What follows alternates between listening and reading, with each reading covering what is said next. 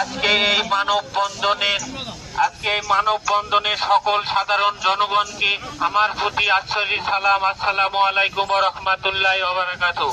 আজকে এই মানববন্ধনের একটাই কারণ, বিগত সরকারের আমলে আপনারা দেখেছেন কত অন্যায় জুলুম অবিচারের আমরা শিকার হয়েছি, কিন্তু সেই সময়ে আজকে যেসব লোকজন আজকে বিএনপির নাম ভাঙিয়ে খাচ্ছে, সেই সময়ে সেই সব লোকজন ছিল না।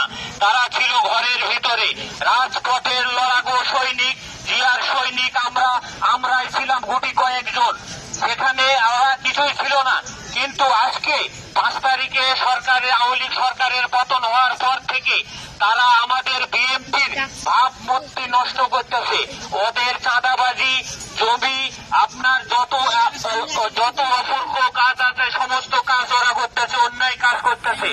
আজকে ওরা এমন পরিস্থিতি, ওরা আমাকে হুমকি পর্যন্ত দিছে যে এখানে যদি মানববন্ধন হয় তাহলে আমাকে রাস্তায় থেকে তুলিয়ে নিয়ে যাবে। বাংলাদেশ জাতীয়বাদী দল বিএনপির রাজনীতির একজন সৈনিক আমি আপনাদের কাছে বলতে চাই, এই আতাউর চেয়ারম্যানের জন্য আমরা অনেক কিছু করেছি এর জন্য, কিন্তু আজকে দেখা যাচ্ছে তার অন্যায়ে আমরা সাপোর্ট করি না দেখে আমরা তার শত্রু হয়ে গেছি। ওরা আমার এক ছেলেকে, আমার ভাগিনাকে এখানে বাজার থেকে তুলে নিয়ে যায় পার্টি অফিসের সামনে, পার্টি অফিসের ভিতরে সাঁতার টেনে ঢুকে ওরা লাঠি যত প্রকার অত্যাচার সবকিছু করেছে। এখানে দেখা যাচ্ছে নির্মল ইউনিয়নে আতাউর চেয়ারম্যান ছাড়া মনে হয় আর কোন বিএনপি নাই। কিন্তু বিগত সরকারের আমলে আপনারা দেখেছেন নির্মল ইউনিয়ন থেকে একজনই গ্রেফতার হয়েছিল।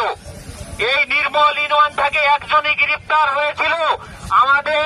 আমাদের বিএনপির আপনার সেক্রেটারি হচ্ছে হারুন সাহেব গ্রেফতার হয়েছিল।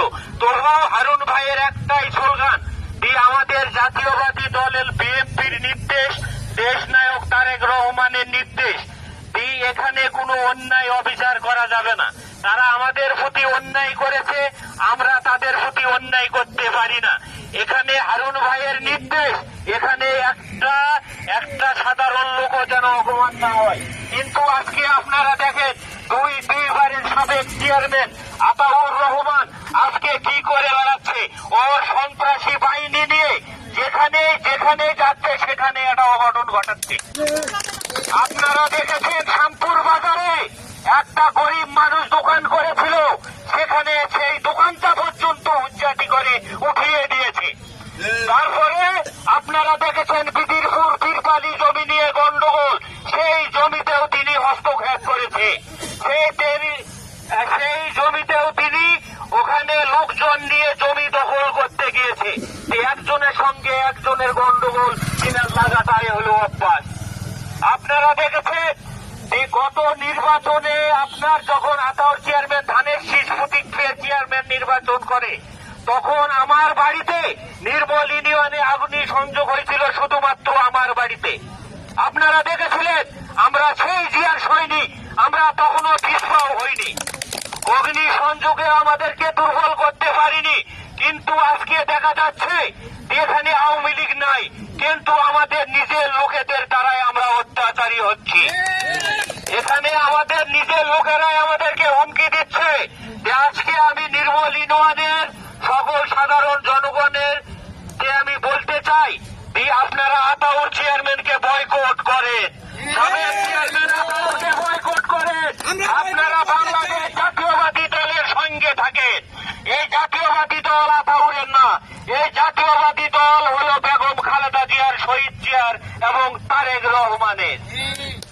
আপনারা জানেন এই চেয়ারম্যানের এমন পরিস্থিতি ডিগিপাড়া পর্যন্ত গন্ডগোল লাগাইছে, এমন কোন জায়গা নাই যে গন্ডগোল লাগায়নি।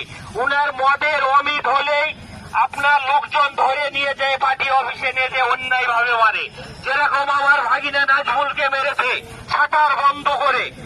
আমরা এটার তীব্র নিন্দা জানাই এবং বাংলাদেশ জাতীয়বাদী দল বিএনপির নেতৃবৃন্দর কাছে আমাদের আবেদন, আতাউর চেয়ারম্যানকে দল থেকে পরিষ্কার করতে হবে। আতাউর চেয়ারম্যানকে বাংলাদেশ জাতীয়বাদী দলের রাজনীতি করতে দেওয়া যাবে না। একটা অন্যায় জুলুম করে যেই লোক, সেই লোককে বাংলাদেশের জাতীয় বিএনপির নাম ভাঙিয়ে খাচ্ছে। এই বলে আমার সংক্ষিপ্ত বক্তব্য আমি শেষ করলাম। বাংলাদেশ জিন্দাবাদ, বাংলাদেশ জাতীয়বাদী দল বিএনপি জিন্দাবাদ।